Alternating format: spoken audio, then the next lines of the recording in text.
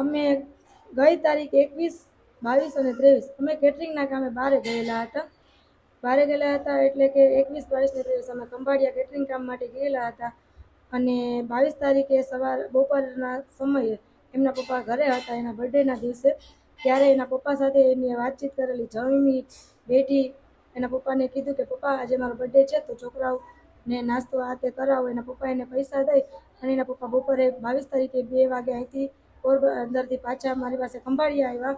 23 તારીખે અમે વહી આવવાના હતા. તો 23 તારીખે બપોરના અંદાજે 12:30ની આસપાસ મને અમારા ફરિયામાંથી રાજુભાઈ ભૂતિયાનો ફોન આવેલો કે તમારી બેબીએ સુસાઇડ કરેલું છે. એટલે અમે કીધું કે એમ કેમ, એવું હોય તો તમે એમને હોસ્પિટલે લઈ જાઓ.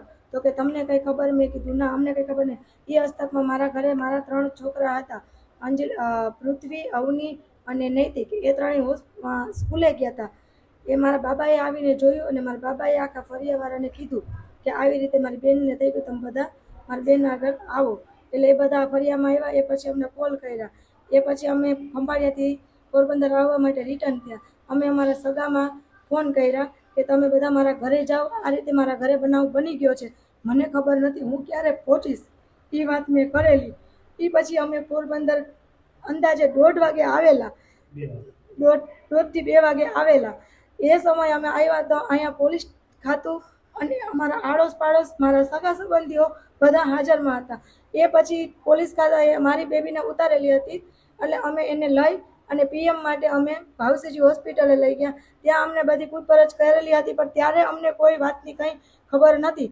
અમને બીજે દિવસે ખબર પડી 2-2:30 વાગે કે તમારી બેબીના મેરેજ થઈ ગયા હતા. એટલે એ વાતથી અમે ચોંકી ગયા કે આ વસ્તુ અમને ખબર નથી.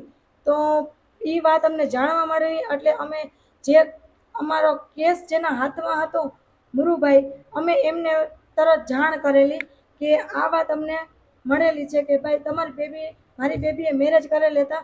હવે કેની સાથે કરેલા હતા, કોણ હતું, એ ત્યારે અમને કંઈ ખબર હતી નહીં.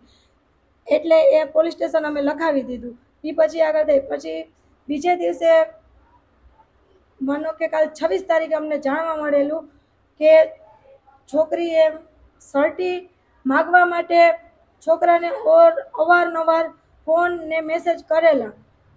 છેલ્લો ફોન મારી છોકરીએ, અમને એવું જાણવા મળેલું છે કે 21 તારીખ અથવા 23 તારીખે સુસાઇડ પહેલાં મારી છોકરીએ મેસેજ કરીને કીધું હતું કે મને મેરેજ સર્ટી આપ, મને મેરેજ સર્ટી આપ. એને મારી છોકરીને મેરેજ સર્ટી ન આપ્યું એનું કારણ હકબંધ રાખેલું છે. એનું છોકરા પાસેથી મારે નિવેદન કે તમારે જે થાય એ હું પોલીસને અને બધાને નમ્ર વિનંતી કરું કે તમે છોકરાને આકરી પૂછપરછ કરો કે તે મારી છોકરીને મેરેજ સર્ટી ન આપ્યું એનું કારણ શું છે. મારી છોકરીને મજબૂર મરવા માટે કરેલી, ક્યાં કારણ મારી છોકરીને મજબૂર તે કરી કે મારી છોકરીએ આ આત્મહત્યા કરી.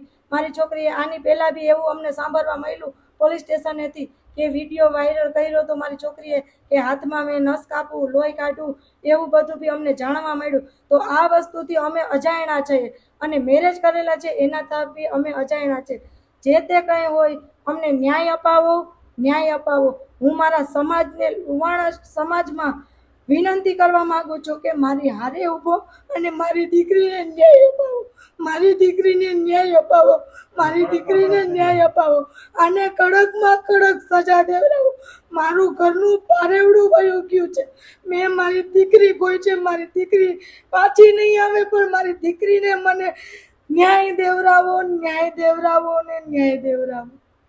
મને પરિચયમાં અમને એ કંઈ ખ્યાલ નથી પણ મારી દીકરી નર્સિંગ કરતી સ્વામિનારાયણ સ્કૂલમાં અને એમનો ખર્ચો પણ અમારા ટ્રસ્ટ ઉપાડતા અને નર્સિંગ સ્ટાફ માટે અડધો ખર્ચો અમે દેતા ને અડધો ખર્ચો અમારો ટ્રસ્ટ ઉપાડતા.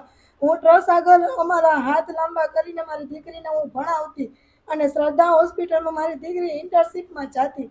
અમે 2 ટાઈમ જતી તો એ 2 ટાઈમ ન કરી શકતી એટલે અમે એને 1 ટાઈમ કરાવ્યું કે બેન કંઈ વાંધો નહીં, તું થાકી જાજો તો 1 ટાઈમ કર. પોરબંદર છાયા વિસ્તારમાં રહેતી અંજલિબેન અશોકભાઈ મોદી છે, લુહાણા છે, ઉંમર વર્ષ 20, જે ગઈ તારીખ 23/6/2026 રોજ પોતાના ઘરે પંખાએ ચુંદડીવાળા ગ્લાસના છોકરાને આપઘાત કરેલો. એ અન્વયે એમને ભાવસીજી હોસ્પિટલમાં પીએમ માટે લઈ ગયા ને એ બાદ કમલાબાગ પોલીસ સ્ટેશન ખાતે અકસ્માત મોત દાખલ થયેલ, જેની તપાસ અત્રેના પીએસઆઈ ડીએમ ભોળા સાહેબ કરતા તપાસ દરમિયાન એવું જાણવા મળેલ કે આ કામે આરોપી ઋષિક રાજેશભાઈ ચૌહાણ છે કે જે પણ છાયા વિસ્તારમાં જ રહે છે. એમણે અને આ ભોગ બનનારે કોર્ટ મેરેજ તારીખ 8/7/25 રોજ કરેલા અને 19/7/2025 રોજ નોંધણી કરેલી. જે લગ્નની નોંધણીનું પ્રમાણપત્ર ભોગ બનનાર દ્વારા વારંવાર માંગતા પણ કોઈ પણ કારણસર આરોપી એમને આપેલ નહીં કે તેમનો જે પણ ઈરાદો હોય. અને ભોગ બનનાર એવું પણ કીધેલું કે નહીં આપીશ તો હું મરી જઈશ એવું પણ એમને એમના તપાસ દરમિયાન એવું જાણવા મળે છે. જેના આધારે ન આપતા પોતાને લાગી આવતા આપઘાત કરેલ છે તારીખ 23/6/2026 12:30 પહેલા. અને આ આપઘાતનું અને આ એડી અકસ્માત નોંધી દાખલ થયેલું જે રાત તપાસનો ગુનો બનતા નાયબ પોલીસ અધિક્ષક શહેર વિભાગના એમને સૂચના આપેલ કે આ કામે આપઘાત દુષ્કર્મનો બનાવ બનતો હોય જેથી ફરિયાદીને બોલાવી અને આ કામે ગુનો દાખલ કરવાનું કહેતા રાત્રિના પોલીસમાં 392/26 બીએનએસ કલમ 108 મુજબ આપઘાતના દુષ્કર્મનો ગુનો દાખલ છે.